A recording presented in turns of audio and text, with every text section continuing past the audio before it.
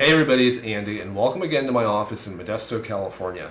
I'm an attorney licensed to practice law in California as well as New York, and in this video I'm going to go over part 2 of my series of videos on how to do the California, or how to do a California divorce, the California divorce process from the very beginning to the very end.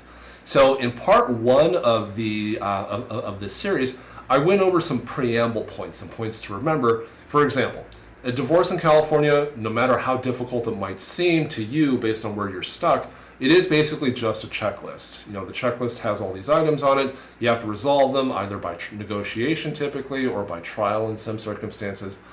So go ahead and watch that video.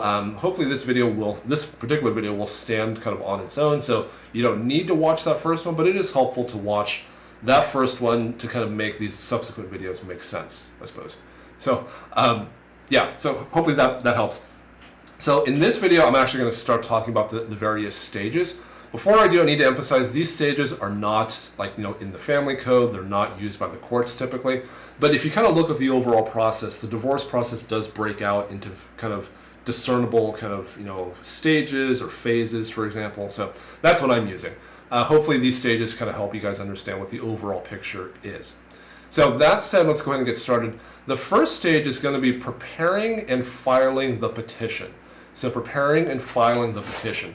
What that basically means is, like if you've ever seen like divorce papers be served on TV shows or movies and stuff, the papers, the actual papers that are served, that's what this stage is. That's the petition. So the first stage here is going to be preparing and filing those papers. So the actual preparing stage actually is going to vary slightly from county to county. There's going to be some state required forms that I'm going to go over, but every county in California might have its own forms also. So to file a divorce case in County A is you got to file the state forms as well as whatever local forms, if any, that County A requires. In County B, you got to file the state forms, but maybe they don't have any local forms in County B. So to file a case over there, you just file the state forms, let's say. So to kind of illustrate that with some actual kind of examples, so in Stanislaus County, where I am now, there actually are local forms. So to file a divorce case, you have to file 2 additional local forms too, the Form 3 and the Form 7. Both of those are available on the Stanislaus County Court website. Generally speaking, local forms will be available on the website for whatever county you're kind of concerned with. So in addition to filing those 2 local forms in Stanislaus County, you have to file the Form FL100 and the Form FL110. Those are the state forms, the summons and the petition. And you can Google both of those actually. They come up really quickly as PDFs, like blank ones will come up as PDFs. So go ahead and Google both of those. I actually have an older video on my channel from quite a while ago actually, of 2013, 14 or so. That goes over how to find judicial council forms in California. I'll try to link that video kind of up here. So the Form FL100, the Form 110, you got to fill both of those out. In Stanislaus County, you got to fill both of those out, plus the 2 local forms. In Santa Clara County, California, they don't have local forms anymore. They did up until 2016, but then at that point, the courts were all consolidated into one gigantic family court, and from then on, the local form was no longer required. Hey everybody, it's Andy. I'm actually editing this video right now, and what I just said to you is actually incorrect. So Santa Clara County actually has 2 local forms. They're the forms FM-1050 and 1021. Both of those are available from the Santa Clara County Court website, so the 1050 and the 1021. The reason why I probably, to be honest with you, thought that there were no local forms, both of those forms actually you don't really fill them out, you don't really do anything with them, you don't sign them, date them, etc. One of them you basically just put your name on it, and then when the court gives the the filed papers back to you, that form has the name of your judge stamped on it. The other form is about ADR, alternative dispute resolution. While that's important, you don't really do anything with that form. Like you read it just to be aware that ADR is an option, but you don't have to fill it out, sign it, date it, initial it, etc. So yeah, that's probably why I forgot that there were 2 local forms. So anyway, hope that makes sense, and let's get back to the video. So to file the same divorce in Santa Clara County, California, you just file the Form 100 and the 110. There are no local forms to file anymore. So the local forms, unfortunately, they vary by county. I don't know what county your case is in or will be in, so I can't tell you, oh, hey, this is where you go get the local forms. But generally speaking, if you go to the website for whatever county court you're talking about, the local forms will be there. Unfortunately, they will probably list all of the local forms, so not divorce specific, but you never know. Just go ahead and check the website for the court you're concerned with. So hopefully that kind of helps, I guess. The bare minimum is going to be the Form 100 and the 110. Depending on your case, you will have other forms that you might need to file. So if you imagine like filing taxes, let's say, everybody, or most people, I guess, should start with the Form 1040 if you're filing federal taxes, and then you might have various attachments or schedules and stuff based on what your individual situation is. The divorce process in California works very similarly. So, for instance, if you file the Form 100 and the 110, but you have minor children in the case, you need to file additional forms, the Form 105, FL 105, for example, the Form 311, 312, etc., because you have minor children. Somebody with the exact same situation but no minor children doesn't have to file those forms. So depending on your situation, the forms you file will be different. Children is a very common example. So, yeah, hopefully that helps, I guess. So to kind of recap a little bit, preparing and filing the petition, to prepare them, you got to fill out the Form 100, the Form 110, plus whatever other local forms your particular county will require. In addition to that, if you have children, for example, you got to fill out additional forms. It's kind of like how the Form 1040 works when you're filing federal taxes. So that's the preparing stage. The filing stage, the filing stage usually is pretty straightforward. You basically have to file, well, I guess depending on your county, depending on your status, if you're an attorney versus not, if you're pro per versus not. If you're pro per, a lot of times you can file, for example, you can just go to the courthouse and file. If you can't do that because you can't, miss work, or your courthouse is closed or something, you can file online too. Attorneys now are required generally in every county to file online. So, to file online is actually fairly straightforward. You scan all your documents to PDF, you upload it to a website, and magic happens behind the scenes, and your case is filed.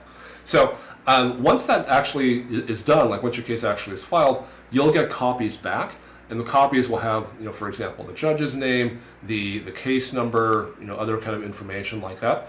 And that's when you're basically done with the filing and the preparing and filing stage. The last point I'll mention here is that to file a divorce case in California, generally speaking, is not free. So a lot of times people think that, oh, hey, I'm a taxpayer, the courts are the government, my taxes pay for all that stuff, it should be free. It's not.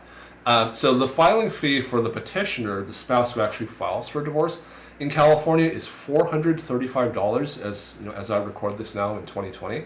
But $435 to file the case. If you're the respondent, the spouse who has served the divorce papers, if you want to file a response, you have to pay a $435 fee also. So combined, it's going to be $870 for the two of you, right? It's not free. I'm not sure if it's ever been free, but basically, in all the times that I've been an attorney now, almost 11 years, it's going to be something where you have to pay a filing fee, no matter if you're the petitioner or the respondent. So that said, actually, if you qualify for a fee waiver in California, which I actually have videos on also, I'm trying to link that either above here or down below. If you qualify for a fee waiver, you don't need to pay the $435 fee. So payment or a fee waiver if you qualify, I guess. So that's basically the preparing and filing stage. I'm going to try to go over the service of the petition stage also. So the service of the petition, this is probably what we've all seen on TV or in the movies and stuff. That's when legal papers are served. Somebody walks up to the intended recipient, says, okay, here are some papers, you've been served, for example, in like a really dramatic way. You can do that if you want. Like most people who actually do serve papers that way, generally speaking, are not going to be that dramatic about it, but whatever, you can if you want. So the basic idea for service is that you have to get the papers from the petitioner, the spouse who's filed, to the other spouse, the respondent spouse. You can do that, I guess you can't do that in every way, like you can't email it to them, you can't leave it for them on their pillow, you can't stick it under their windshield wipers, stuff like that. Can't do it that way. You got to do it in one of the permissible ways that California allows. So I'm not going to talk about the last way, the substituted service way. That one, I usually don't use it because it's not reliable. I'll talk about the other three, and that's going to be personal service, notice and acknowledgement by mail, as well as service by publication. So personal service method number one is, as the name would suggest, you personally handing the documents to the person. I take that back. It can't be you, the actual petitioner, doing it. You have to be a non-party to the case. You have to be above age 18. So not a party and above age 18. So that basically, includes basically all adults except you, basically. So yeah, so the person who serves the divorce papers in person, if they want to do it that way, if the other spouse is cooperative that way, great. I would suggest basically that there are ways to do personal service respectfully versus not respectfully. I'll leave that up to you guys, to you and the other party in the case, about what that basically means. So if you want to serve them kind of at home in the evening in private, sure. Do you want to serve them publicly while they're kind of out with their family or out with their parents and stuff in a public way? Yeah, benefits and pros and cons, I guess, to doing it either way. So. Yeah, so the service of the petition, personally, that's like the way that is basically preferred because there's no doubt that the person actually got the papers. If you wanted to serve documents that way, there's a form that needs to get filed. It's the form FL-115, Judicial Council Form FL-115, which I'll write over here, as well as kind of describe, I guess, up above in that video about how to actually get those forms. But the proof of service, the FL-115, that's what needs to get filed. If you are going to do it the notice and acknowledgement, by mail way, that's method number two, you need to file the form FL-115 also, but you also need to file another form in addition to that. That's the form FL-117. So FL-115, FL-117. If you do it by mail, that's the way that shows that the service has been done. This is what service by mail basically means. You can't just mail the divorce petition to the other party. You can't send it to them certified. Priority mail, whatever. You can't just mail it to them. If you do mail it to them, you can do it by first-class mail, but the person, the respondent who receives the papers, needs to mail you back a receipt. The receipt is the form FL-117. Yeah, so the thing is, the actual act of returning the receipt, that's the proof that service actually has been done, because on the form FL-117, the respondent has to sign, has to date, and so forth. So that's the proof that the person actually received the divorce papers. Because if you don't, then the party can say, oh well, I never got that. The postal service must have lost it, or that's what that was. Oh yeah, hey, I got one of those, what is it, certified mail things, like those certified mail notices rather, and I forgot about it. I never picked it up. Blah blah. So that type of stuff actually, people claim it all the time, so the receipt basically is the foolproof way, so to speak, to show that the other party actually did receive the divorce papers. So, so I guess method number two, the notice and acknowledgement of receipt. You mail the divorce papers to the other party receives them, signs the receipt, and mails it back to you. That receipt, the form FL-117, that is what's filed with the court to show that service has been done. Right? So that's number two. Number three is the service by publication way. This one is a little bit more unusual. Basically, this is the newspaper ad method. So if you've ever noticed, or maybe if you've never kind of looked at it, a lot of newspapers kind of in the back will have a section where they just have, they look like classified ads, but they're basically just legal notices to say, oh, hey, this case has been filed. There's going to be a trustee sale, like there's going to be a foreclosure sale. There's going to be a hearing on this, blah, blah, blah. So those kind of ads are a way to serve papers. It's not the preferred way, like basically judges, like you have to get a judge's permission to do it, but they are a way, and they're basically the last kind of resort, I guess, to serve papers. Here's why service by publication actually occurs in family court quite a bit, I think. So imagine this scenario. Imagine you're a spouse, and your marriage to your spouse basically is kind of on the rocks. Both of you kind of know it, but you stick together for the children, or you stick together because you kind of just tolerate each other or something. So let's say that one day you guys get into a fight, and your spouse moves out. Let's say let's say you're the wife, your husband moves out. You're the husband, your husband moves out, whatever. So one of the spouses moves out. And hopefully at that point, one of you should think, hey, if this marriage is over, we should get divorced or something, right? For a variety of reasons, probably confusion, which is the reason why I'm making all these videos. A lot of times people just in that situation don't get divorced. Maybe financially they can't, maybe they want to, but they don't know how to do it. The process is confusing, whatever. So let's say then that 10 years passes or 15 years passes. In that time, both of you have moved on, you now live with other people, you're in a relationship with someone else, you guys have kids together, etc., etc. So life has basically moved on. However, after say 10 or 15 years, it's something where something happens. Usually it's like a tax requirement or an insurance thing or something happens that basically goes, hey, we really need to get married. We should get married or something. At that point, one of the spouses will go we really should get married, but oh crap, hey, I'm still married to that other person from 15 years ago. We never got divorced. Man, how do I do that now? I haven't seen her in 15 years, or I haven't seen her in 10 years or something. I don't even know if she's alive. Does she still live in California? I have no idea. So in those situations, that's where service by publication actually is really helpful, because honestly, there is no other way, that you can use really to find the other person. In order to get permission, rather, to serve by publication, like I said, you have to get a court's permission, a judge to sign off on it. You basically have to demonstrate to the judge that you have done everything within your power to locate this person. You've talked to your former in-laws. You've tried to locate former friends. You've asked, those friends, hey, do you know where so-and-so lives now? We're still married. I need to get divorced. If you kind of have gone through all the steps and you can, describe all those steps, you can prove all the effort that you went to and all the dead ends basically that you have kind of come to, I guess, in trying to find your ex-spouse. It's something where, hopefully a judge will be convinced and allow you to serve by publication. So what's required to convince a judge? That varies tremendously. So some judges are very strict about allowing someone to serve by publication. Some judges are fairly lenient. I use lenient relatively, but basically some judges, basically have a lower standard. Some judges have a very, very high standard. So basically you have to demonstrate to the judge that you have no realistic other option to serve these divorce papers except by publication. You have tried everything and you have not been successful. So the actual practice, in actual practice, that standard can mean many different things, but that's the goal generally that you're shooting for.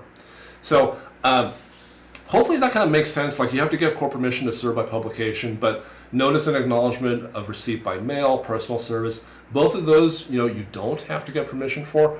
Personally, for me, I would basically go for notice and acknowledgement of receipt by mail. That's the least dramatic, the most rational, the cheapest, quickest, easiest way to do it. Obviously, that requires the other party to be cooperative, and if you're in divorce court, you might not, that level of cooperation might not be there.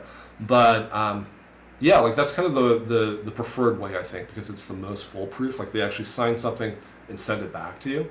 So last point I'll bring up actually is that service of the petition, there is a time requirement that this has to be done in, and that's 60 days from the time that you actually file the case. That's in the rules of court. I'll try to put the numbers up over here actually if I can find them. But 60 days is generally kind of the expectation. Hey, you file the case, you have to serve sometime within the next 60 days. If you don't do it, judges will kind of notice, and they might kind of ask you, hey, why haven't you served yet? Oh, you need more time to do service by publication? Okay, sure, that's fine, etc. But if they didn't put a rule down about, oh, you have to do this within 60 days, 40 days, whatever, you can probably imagine that a lot of people basically would procrastinate. They'd file the case and just never serve it. I mean, that happens. So there is a rule about it, 60 days. Just know that, oh, hey, the judge will have some expectation that 60 days, service will have happened. If it hasn't happened, you need more time. Depending on your judge, hopefully you can get that fairly easily, but 60 days is the expectation. So that will conclude stage 2, service of the petition. Hopefully all of that makes sense. Obviously, go ahead and rewatch this video. Go over stage 1, go over stage 2. Watch part 1 of this video series if you want. But so that's stage 1 and 2: preparing and filing the petition, serving the petition. So the next stages are going to be, I think, where most people kind of fall flat, I guess, like they run into a lot of problems. And that's the financial disclosure stage. But I will see you in that video. Thanks.